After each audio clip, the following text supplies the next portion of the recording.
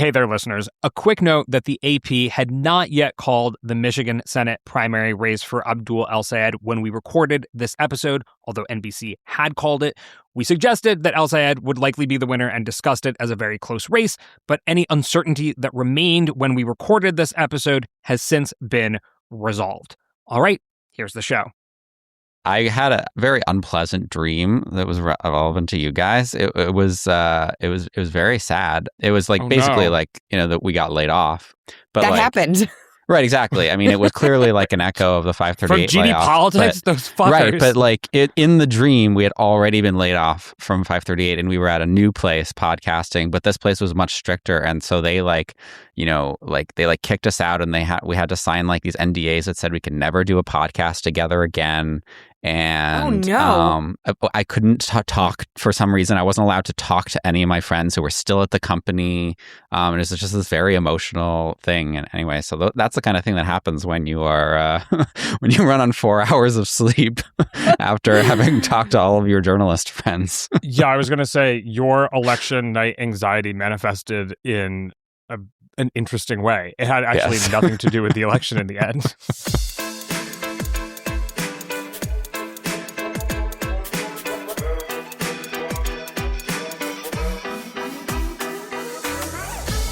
Hello and welcome to the GD Politics podcast. I'm Galen Druk. Instead of recording a late night Michigan reaction podcast, we are recording a relatively early morning podcast, although at 8:45 Eastern time this morning, August 5th, we actually still don't have a call in the Michigan Senate primary from most of the outlets that would be calling. So NBC did end up calling the race for Abdul El-Sayed last night. We can debate whether or not that was too early, and in fact, we probably will. The interesting thing is we usually say on this podcast that for our purposes, for understanding the American electorate, the direction that politics are moving in, the margin matters more than the winner. We're not here to root for a team. We're here to understand America. And on one hand, we do have enough information to now say how the Democratic electorate in Michigan is feeling. But because this is a primary, it kind of does actually matter who wins, because in order for us to talk about the dynamics of the general election, we have to know who the candidate will actually be. So we can talk about that a little bit, maybe, but we have quite a bit to discuss after last night's primaries nonetheless. And of course, there weren't just elections in Michigan last night. We do have some calls in congressional races in Michigan, but there were, of course, also elections in Kansas, Missouri, Washington, Virginia. And so we're going to discuss some interesting results there as well. And here with me are trusty GD Politics contributors, Nathaniel Rakich and Mary Radcliffe. Good morning, everyone in the news this morning. Good morning, to quote an icon, Ann Curry. Maybe that's a deep cut, but how are you guys doing? I'm all right. I actually got 6 hours of sleep. About same. Yeah. I got 5. I went to bed at 3, woke up at 8. It's really, if you've done enough of these election nights, when is the time to turn in and when to get back when you still have a little bit of energy. So. Well, on the live stream, we decided that moment was 10:30. As Mary pointed out, I didn't eat a large enough dinner. And so by 10:30, even if I really wanted to keep going, I mean, it was pretty clear we weren't going to get results at that point. But I was like, guys, I've got to pee and eat some food. I think by 10:30, we were kind of spinning our wheels. Yeah. But let's dig into the results that we have. So at this very moment, I'm looking at the New York Times results page. Abdul El-Sayed leads by less than 1 point. He's 48.48% to Haley Stevens's 47.51%. The polling averages suggested a 13-point lead for Abdul El-Sayed going into the night. It looks like that is going to be a 13-point miss in the end. Mary, unfortunately, not all of our phone calls are recorded for the sake of a podcast. And I don't want to be congratulatory because this didn't happen on a podcast and we never went on the record. But we had a conversation earlier in the day on Tuesday where we were like, we don't fucking trust Michigan polls, primary polls at least. Yeah. I had this conversation with multiple people, actually, that I didn't think that it was going to be as as big of a victory for El-Sayed, and I wouldn't be completely shocked by a Haley Stevens win.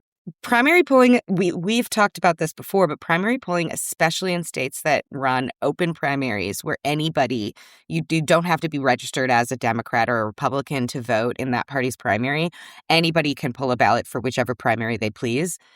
Those are particularly difficult to poll because it's very difficult to understand who is likely to vote in those elections, right? We don't have, only Democrats can vote, so we just poll the Democrats and then whatever. You have the whole state available, and you have to try to figure out what kind of people in that state are going to vote in that election.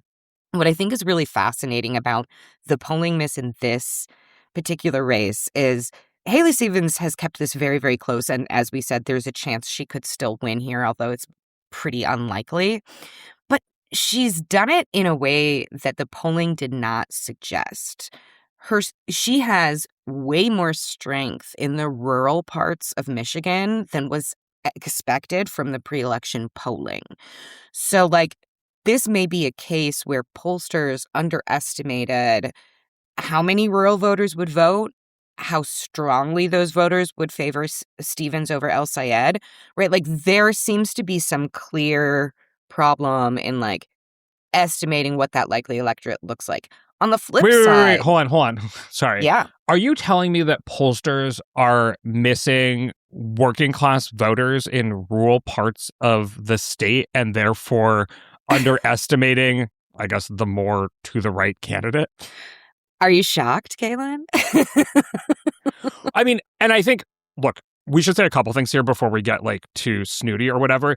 The average polling error in statewide primaries, so Senate and gubernatorial races, is 13 points. So this is bad, but this is not profound for the polling industry. Yeah, and to put a finer point on what you just said, Mary, this also means that folks who, first of all, the Republican primary for Senate has not been particularly contentious. So a lot of folks may not have been paying attention at all.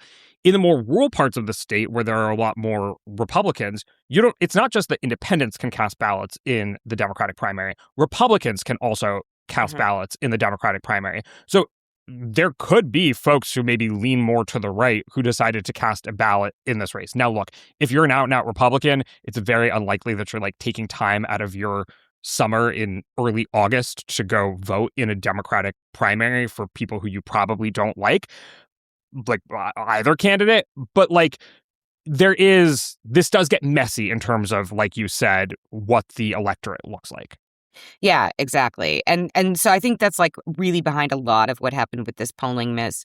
There's also an interesting theory. Perhaps pollsters are over-indexing on highly engaged voters, which is very difficult to wait out in a survey because we can't really tell who those people are. So if you're we've been polling, as you know, with State Navigate, we've been polling in Wisconsin. We're getting a lot, super high response rate with young voters. Now, perhaps, and by super high, I mean close to 2%. Whoa. I know. But the question is, are these the wrong young voters? Are these young voters that are particularly engaged in the process, very excited about their candidate, which in this case would be Francesca Hong in Wisconsin? And so they're answering polls at this really high rate, which is skewing those results toward the more progressive candidate that's animating those young voters. We will see, right? It's quite possible that Wisconsin polls are also overstating Francesca Hong by a similar 13 points. Now, if they are, she's still sailing to a victory in that state because she's ahead by 20 plus in most of the pre-election polling. Although things remain, as Jacob Rabashkin said on the podcast earlier this week, they're not just fluid, they're literally gaseous. They're approaching plasma state in Wisconsin because of all of the moves that have happened as of late. And each day we learn something new about Francesca Hong. We've recently learned that she basically hates every holiday on the American holiday calendar, including Thanksgiving, Halloween, Valentine's Day, and Christmas, at least. Christmas! And has gone on the record on Twitter with posts that she did not delete. And she's also defended hating Thanksgiving on CNN. I don't love Thanksgiving personally, just because I don't like turkey, but do I, Christmas. First they came for Thanksgiving and I said nothing. but then they came for Christmas. She's like, turkey, I can leave it. Ham, we need it. It's about the Legos. It's about the Legos. All right, there you go. I mean, I'm truly shooting from the hip here, but there has been a lot of stuff that has happened in that Wisconsin gubernatorial and there's still primary a week for more in stuff the to last happen. couple weeks, and there's still a week more of stuff to happen. Well, and we will see if between the seeming sort of over-indexing on young college-educated voters in Michigan, maybe a sort of a Democratic electorate that is tuning into this result and being like, maybe we should reconsider, and also more news coming out about Francesca Hahn. Yeah, and I will say, State Navigate is in the field right now in Wisconsin, taking another look at that race, and we are hoping that we get some initial demographic data out of this Michigan race before we release that survey on Friday, so that we can take a look at our weighting parameters and see how well reflective they are of what we are actually seeing in similar races in the country. So fingers crossed that we are able to adjust appropriately. Yeah. One of the other factors, it obviously related to what Mary said, but, I think that in the same way that it's always challenging to predict the direction of general election polling misses, because pollsters they react to conditions on the ground, right? So, obviously you've seen a number of high-profile misses, which have benefited Republicans. Like Democrats were overestimated in the polls in years like 2020 and 2016, but pollsters have changed their methods. And so, for instance, in the 2025 elections, polls really overestimated Republicans, and Democrats were the beneficiary of the polling error. And so I think in the same way, I wouldn't be surprised if pollsters looking at the results of Democratic primaries so far this year have been like, oh, the energy is really with the progressive side of the party, and have kind of been modeling their likely voter electorates in that way. And if you're going to do that, you might miss a surge in support for a candidate like Haley Stevens. So I do think there are a lot of reasons why, primaries polls do have this error and why this could have happened. And like Mary and Galen said, it's not necessarily unusual. We haven't talked about the other piece of this polling mess, which is not just rural voters in Michigan, but also Black voters in Michigan, who are another key part of Haley Stevens's coalition. And that brings us to this interesting dynamic where Abdul El-Sayed has branded himself as the candidate of the marginalized, of the working class, of we're going to make conditions better for working people. We've talked about this on the podcast before. But interestingly, that candidate does really well with the sort of college-educated, more elite set within the Democratic Party. But Haley Stevens did better with working class people and voters of color, which I think Abdul El-Sayed is not part of the DSA, but like the DSA or the more progressive part of the party would like to claim as the people that they are working on behalf of. And so it creates this narrative tension for the left part of the party that like the people who actually really like them are kind of the elites and the tastemakers and the people with the loudest voices within the party, but not actually the people who are hardest out. Yeah, I mean, this is a well-documented phenomenon, right? The progressive wing of the party is, disproportionately white. Black voters in particular are actually quite moderate. Jim Clyburn famously, has been a champion for moderate candidates, starting with Joe Biden. Including Haley Stevens. Yes. So I'm certainly not surprised in that. I also think like Haley Stevens really leaned hard into her association with the Obama administration. She helped do the with the auto companies, and obviously I think that Obama remains quite popular, really among all Democrats, but especially Black Democrats. So yeah, I wasn't surprised to see those results. Yeah, I think there are ways in which some of the racial politics of like woke one probably turned off some voters of color. I know that's like it sounds like a weird thing to say, but like the obsessive nature of the like racialization of everything, I think for some voters of color was like, please stop, right? Like coming up with new words to describe things we already have words for, and And like it was a lot. And I think that can be a turnoff, especially if those new words are supposed to apply to you as a person.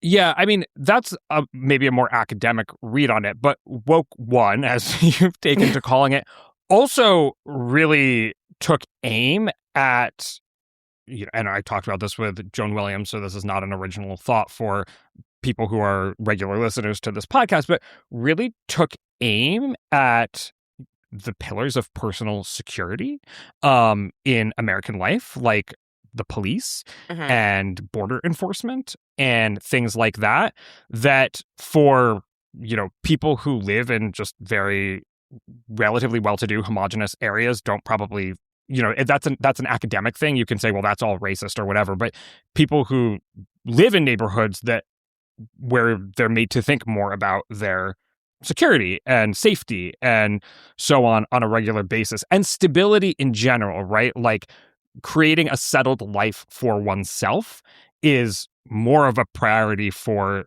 the middle part of the country than the elites. And so anything that suggests perhaps I want to shake everything up, I want to create, by definition, a revolution creates instability. And a revolution is what the left part of the party is talking about. And that might not be appealing to the middle part of the country, by which I don't mean like the geographic middle, but like the middle 50% of voters who used to be reliable Democrats and are now reliable Republicans, because the Democratic coalition is basically rich and poor.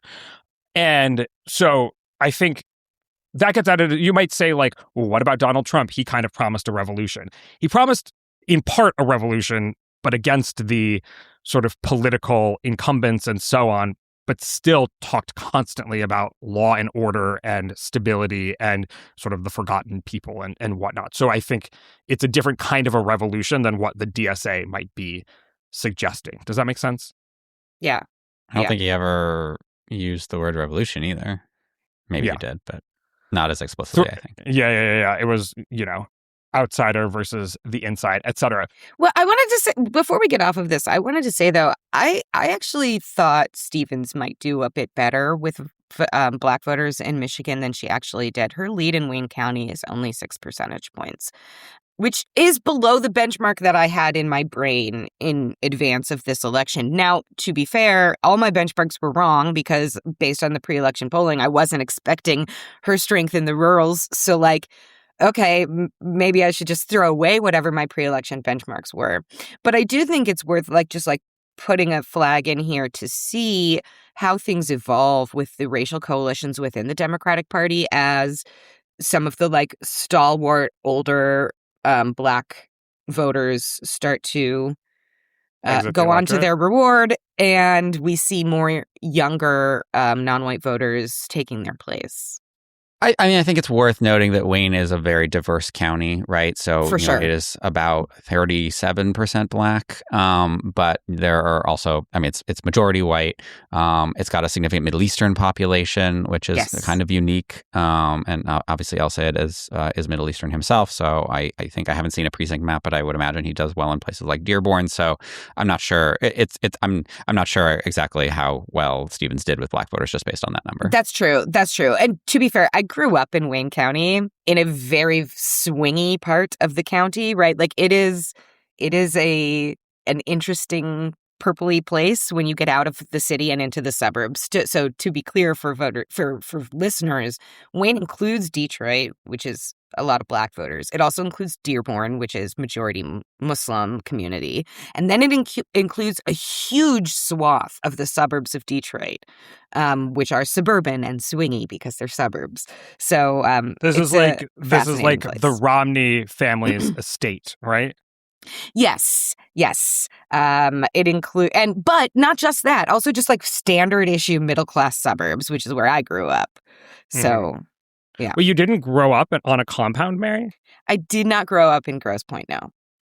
I want to talk a little bit more about the general election and so on, but because that is getting out over our skis a little bit, I want to look at other races that happened last night first.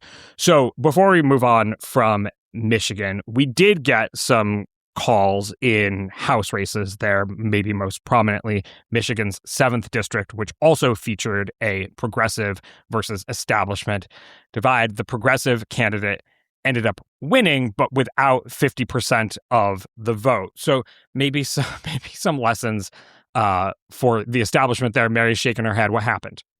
The progressive in the race, William Lawrence. That's the end of today's preview. Head to gdpolitics.com to become a paid subscriber and catch the full episode. Mary, Nathaniel, and I sorted through the results from Tuesday night for about an hour. We talked about what Abdul El-Sayed's win means for the general election in Michigan this fall. We also talked about how progressive versus establishment fights played out down ballot in House races and the role that data centers are playing statewide in Kansas and elsewhere. Also, there were 2 small d Democratic referenda on the ballot in Kansas and Missouri that voters came down decisively on. We discussed those. Like I said, head over to gdpolitics.com to catch the whole thing for $8 a month or $80 a year. You'll get twice the number of episodes and will help ensure that we can keep making this independent podcast. Again, that's gdpolitics.com. Hope to see you there.